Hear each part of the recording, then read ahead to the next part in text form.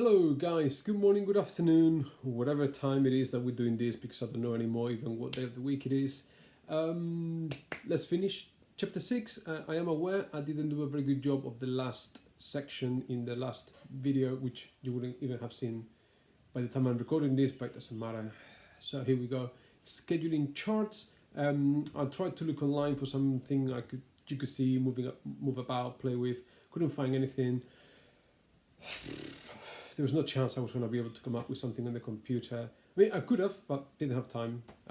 Life, kids, coronavirus, whatever. So I am going to take a photo of the example in the book, and I'm going to talk you through it and pray that that's enough and you understand, and we'll be fine. So let's go to the book. So here we are.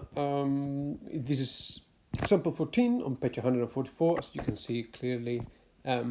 Here, beautiful, this works. So, scheduling chart starts with a Gantt chart, which hopefully by now you would be familiar with from the last video and the work you would have been doing. In the top row here, we have the critical tasks. By now, you should be able to tell me without thinking what critical tasks are. And in the rows below, what I have are the non-critical tasks. And if you remember, the dotted line for each task represents how much time we could delay an activity by. We could slide it along the timeline and not affect the overall finishing time of the project, okay? Now, a scheduling chart is helpful to sort of assign people to different tasks in the project and figure out how many people or how many teams you need to, finish off a project. Now remember, so we said top row are the critical tasks. So typically that means one person is going to be doing activities A, C, G, and J, one after the other. As soon as they finish A, they move on to C, then to G, then to J, etc., etc. And also remember that the numbers at the top means elapsed time. So 1 means that 1 day has already been completed, or 1 hour. Okay, how am I going to do this? Right, what I would do is, once you've got your Gantt chart, and in the exam, if you ever get to do the exam, they give you a pro forma. So this kind of blank slate is already there for you with the hours along the top and the lines, and you just get to draw the rectangles. Sorry, cricket. Anyway, so that's going to be one person. So one person is going to do all the critical activities. The rest I need to play with and schedule. So what I can do is activity D, I'm going to do it in red, is I'm going to, what the second person is going to do, so that's the second person. Second person is going to do activity B. And as soon as that person finishes activity B, they could either start with D or E. It doesn't really matter. So let's assume that that person, whichever one you prefer them to do. Let's do activity D, because it's the next one. So activity D would go from there, and it takes 1, 2, 3, 4, 5, 6, 7. So 1, 2, 3, 4, 6, and 7, and that would be activity D. And what is that person going to do once activity D is completed? Well, they so we can get rid of this. We've already assigned that to someone. They're going to be doing activity E. They really cannot, because activity E kind of starts at the same time or runs along similar time to activity D. So activity E is going to have to be completed by a third person there. Now activity F has got a lot of room. It's got a lot of leeway.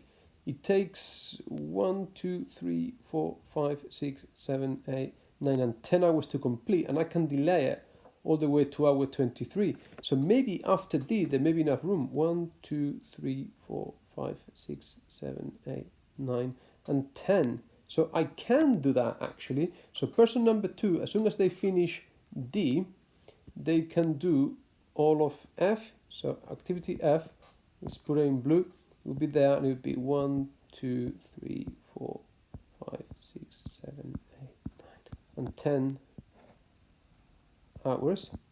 And that would be activity F. So activity F, that's being assigned. And then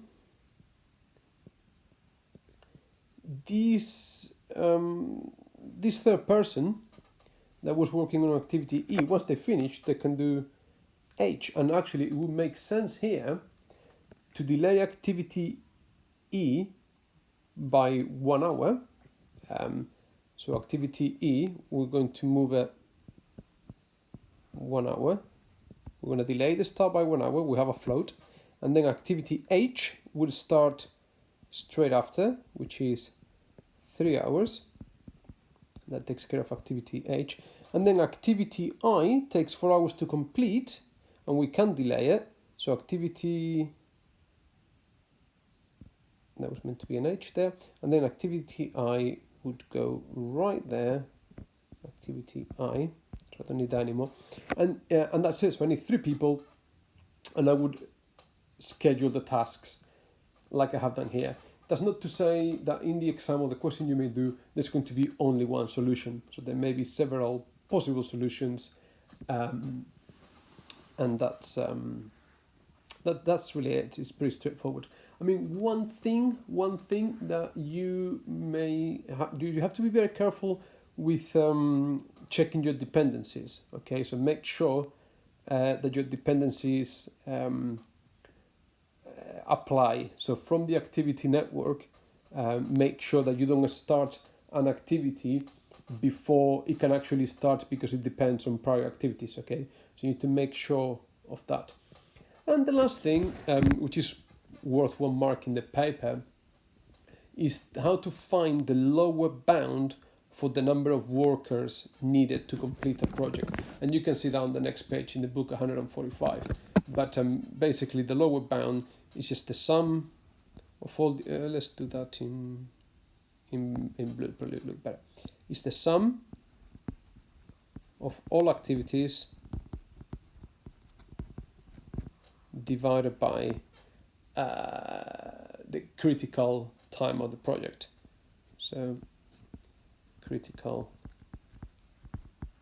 time of the project. So you will sum the length of A, C, G, H, B, D, F, E, H, I, add all the times, divide by the critical time of the project, which you will get from your activity network, and that will give you an estimate for the lower bound of how many people you need to complete a project.